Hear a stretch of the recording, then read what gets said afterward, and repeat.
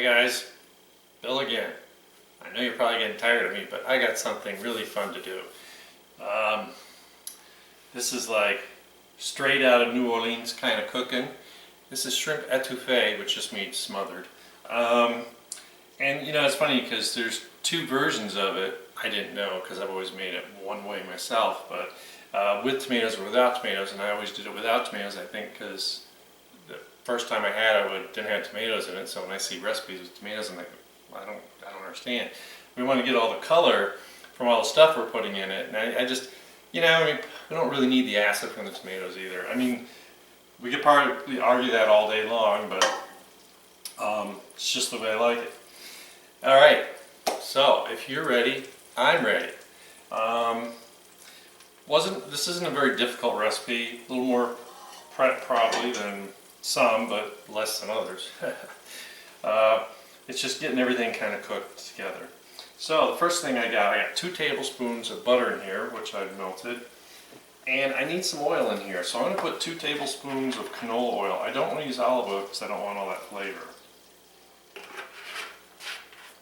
Because we want to get a really good roux going here. Alright, I'm going to take half a second for that to heat up. So I have a 1/4 cup of flour. Just going to get that nice and whisked in here.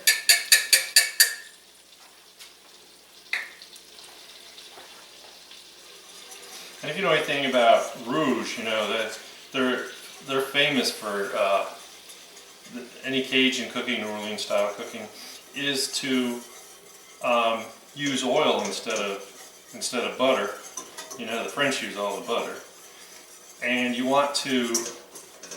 They really cook it. You know, they want that brown roux, not just the blonde. So it's almost thickened and then thinned again.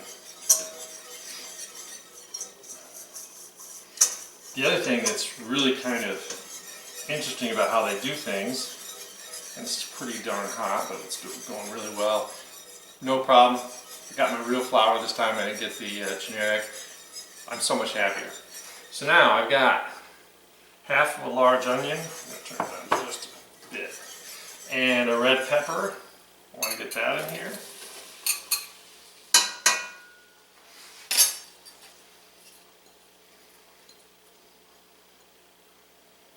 Let that sit for a minute. Get rid of cooking utensils and the bowls.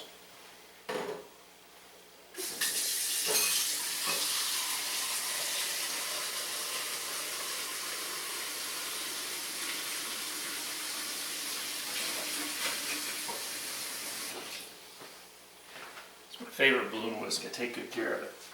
Take care of your stuff, let me tell you, it lasts forever. Okay. So it's kind of interesting that I'm used to you cook your veggies in the fat and then you add the flour. They really like this whole process, so I'm going to do it. So I got 2 jalapenos I sliced up. I need to get that in there so I can get started. I got half a cup of celery that I chunked up.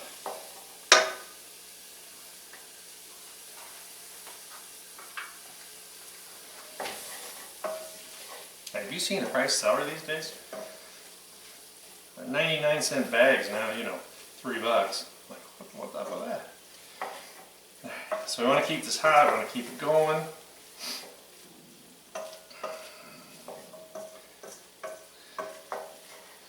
Okay, I got 4 cloves of garlic. Of course we gotta have garlic. This, you know, I just love all the flavors. And it's not like everything has to be over the top too hot that you can't taste anything. You know, that's no good either.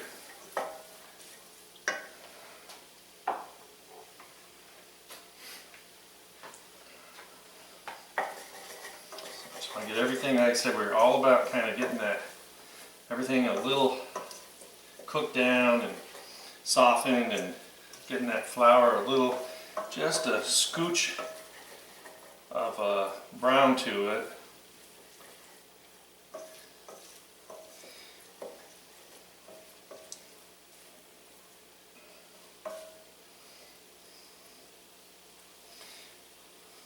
I'm sure someone told me I'm a scaredy cat because I really need to be cooking this pretty hot and heavy, but I think this will do just fine. So I want to keep the ingredients in here really, really hot, because when I start pouring in that room temperature, I got 2 cups of veggie stock. I don't want to lose any of the heat. That's why you really need a heavy bottom pan.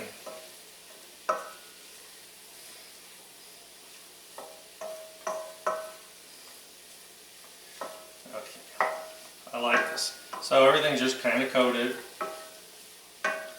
Everything's starting to look like it's getting cooked. So start real slowly.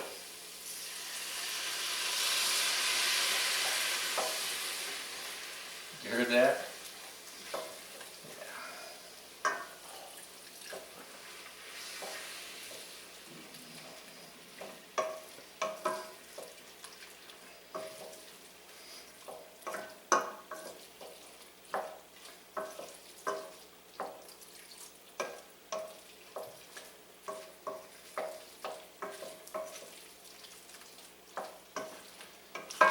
Looking beautiful.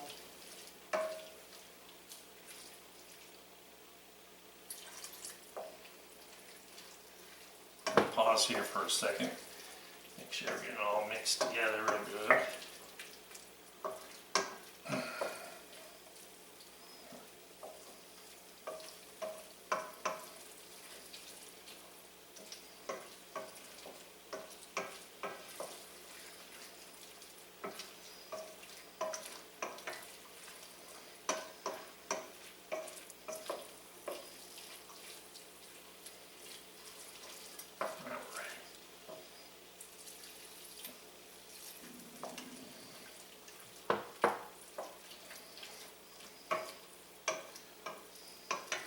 And this isn't, I mean, terribly long process. People are like, I don't know how you stir that long. I don't either, but it's really not the end of the world.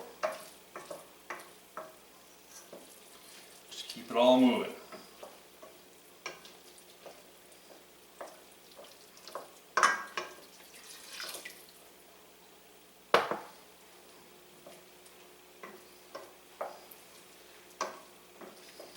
Still bubbling in here, so I know we're doing good.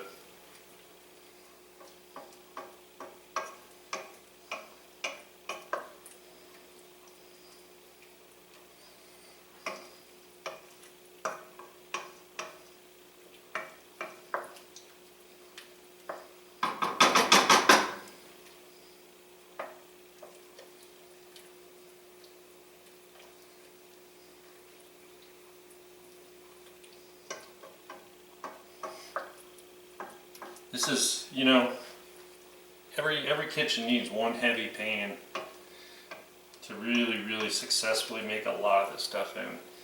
You know, you can have all your everyday kind of non-stick stuff, which I don't have any pots non-stick. I don't really see that as an issue. I used to, back when I didn't know how to cook, but you gotta have one that just can really hold up, keep the temperature going, and make really exceptional food. So I've kind of paused once again, as you can see, because I really want to make sure that I don't have any lumps. Flour's all you know, all mixed in here well. If you're afraid of heat, certainly you can seed the jalapenos. You know, cut them in half, seed them first. I think this was kind of a good combination, and you got a lot of other veggies in here. You know, you got the garlic, onion, red pepper, celery. So you kind of got a pretty good base going here.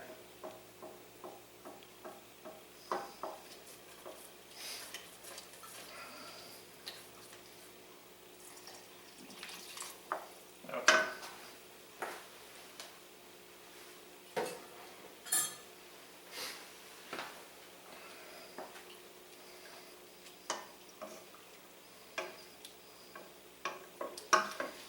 So I just want to make sure we got this getting good and thick. I want to maintain that boiling stuff. Now we got to add some flavor to it, right? So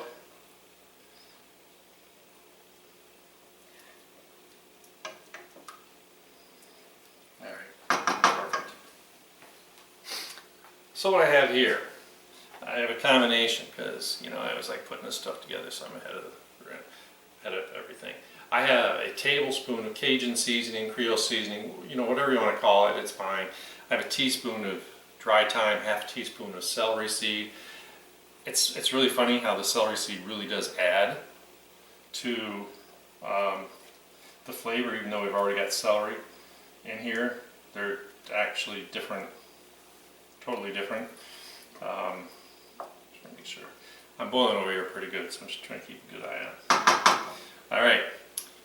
I cover everything. Oh yeah, okay, celery seed, and I have a tablespoon of smoked paprika. You're really going to appreciate that smoked paprika to add a little flavor.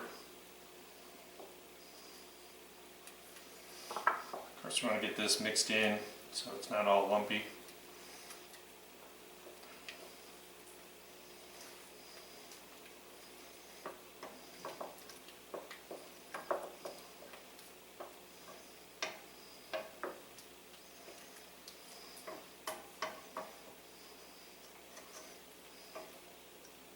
And like I said, this is the way I think etouffee should look and smell, and I really don't feel the need to use any kind of tomato products in here. I guess if you wanted, you could use the like a tomato paste as a thickener if you needed to, but I think our roux is just where I like it. I don't want to overdo it. I want it just right. All right. So I'll make sure nothing's lumpy in here. Don't know why I can't get that off my spoon. So in true tradition, I'm going to throw in a nice big bay leaf. I love the smell of bay leaf. Like I always tell you, I'm an odd person because I like to get that bay leaf out after we do the initial cooking, because we're going to let this sit for about 10 minutes. And Worcestershire sauce. Always get your finger on top of the bottle in case the cap's still loose, right? So I want a tablespoon.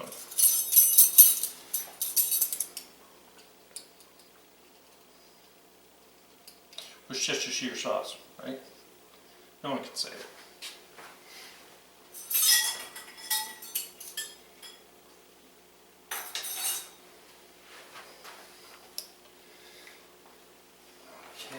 Now it's got some really good depth to it.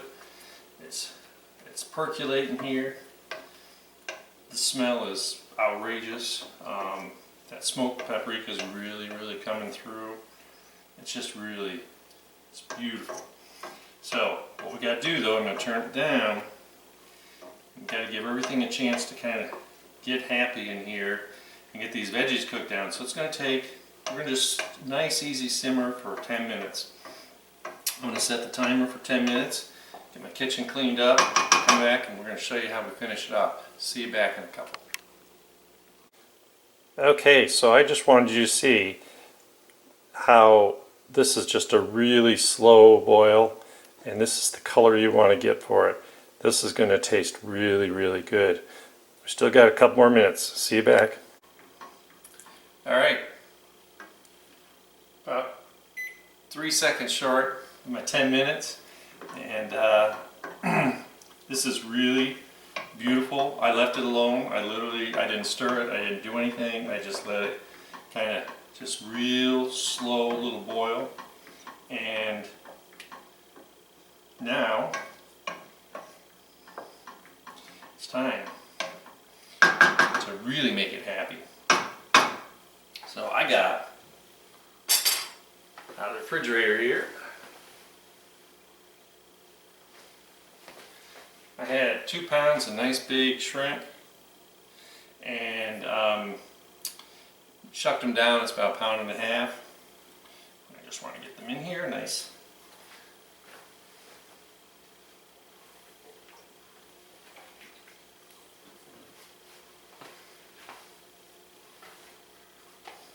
Beautiful, beautiful. So we're just going to toss these around. It's going to drop the temperature because they're straight out of the fridge. And you might peel these up ahead of time. I know that I say this all the time, but I peel them up ahead of time, put them in little freezer bags, write how many they are in there and what day I bought them, so I kind of have a clue. And really drilling over this. You don't understand it. This is beautiful. But those of you who know me, I have to take my bay leaf out. I don't like cooking bay leaf till it falls apart. The shrimp are turning pink pretty quick, which they should. But you know, this is kind of like how you kind of slow cook the shrimp, and we're going to get all that flavor in the shrimp. That's why I don't like to, you know, boil it first or cook it first. And I certainly don't want it in the pot from the beginning because I don't want it like shoe leather. You know, sometimes when you get shrimp, no matter how good it is, the texture's all wrong. We just want this nice and pretty. Obviously, you want to make sure it is cooked completely with any seafood or just about any, you know, most of the food we eat. We got to be cautious, but these little shrimps are just beautiful. Just like use some common sense. If it doesn't smell right, don't eat it. I remember years ago I was making crab dip and a pasteurized can of crab meat that was still well within its expiration date. I popped that can open and it didn't take more than a second to realize that something was wrong. They were actually very nice at the store and they gave me a new one. I didn't bring the old one because that would have been really wrong. But they trusted me, so. Alright, so I got some shrimp here. 99% of them are nice and pink, so this won't take too long. So, you're going to think this is funny. I got a bunch of scallions. I just sliced them up. I just want a little bit of, this is going to give a little kind of texture taste. I think that's kind of a cool thing to do.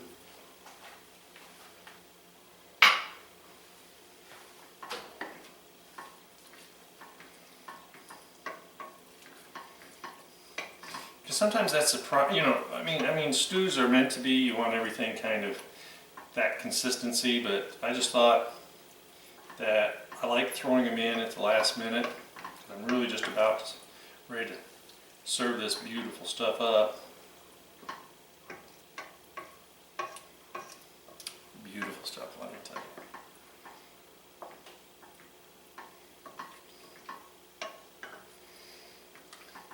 Alright, while that's thinking, I want to show you something fun. So, I think this needs to be in a bowl, and I made some saffron rice this morning, and all I did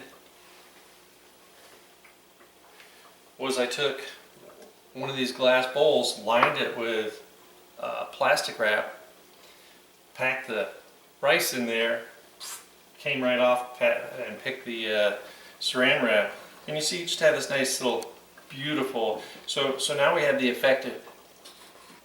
So now we have the effect of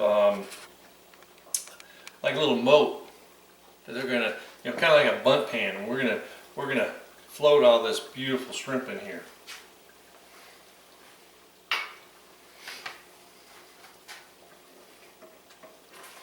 And this is a hearty meal, don't be shy. Okay, I'm done talking. Time to get down to business.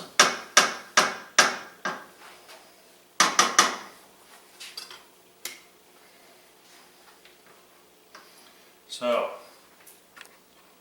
is this beautiful? What I'm going to do, I'm going to try and carefully get my little shrimp and sauce around the outside.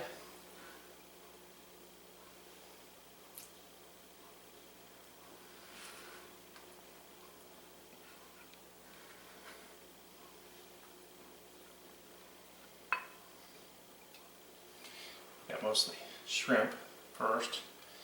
I just want to make sure I got enough sauce.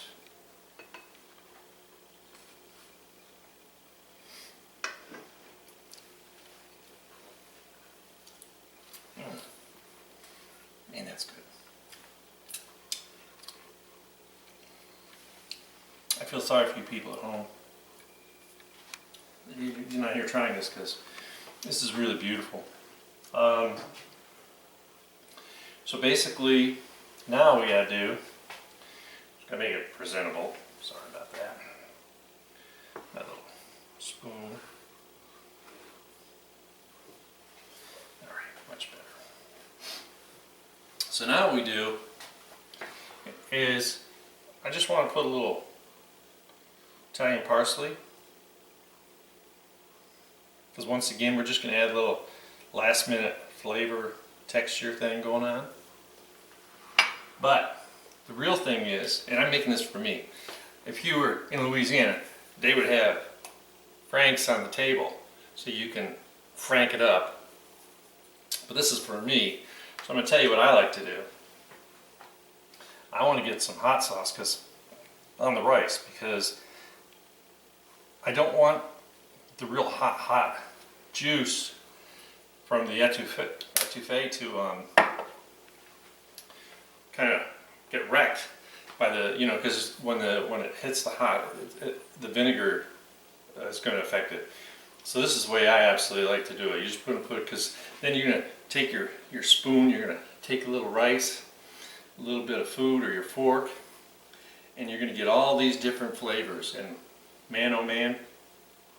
And there are a couple hot sauces out there that are really good. I use Frank's mostly, and I think it's really great. I know they don't pay me to say that, but this is a really, really cool recipe. It's rib sticking good. You got all this shrimp, you got all this stuff in here, and this is just absolutely fabulous, fabulous way to cook.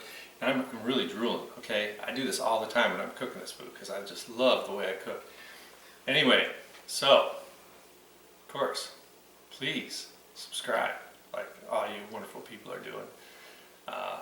Click the notification or ring the notification bell so you can get all my videos.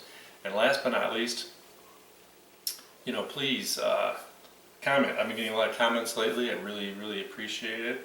Because we all need to eat really well and have fun in life. So let's keep that up. Got any ideas? Let me know. Want to try something? Try it. Can't go wrong. And just have so much fun. Get everyone in the kitchen. Smell all these smells that they've never smelled. This doesn't smell like a McDonald's or a Burger King. This is good cooking. So have fun, and I'm going to see you later.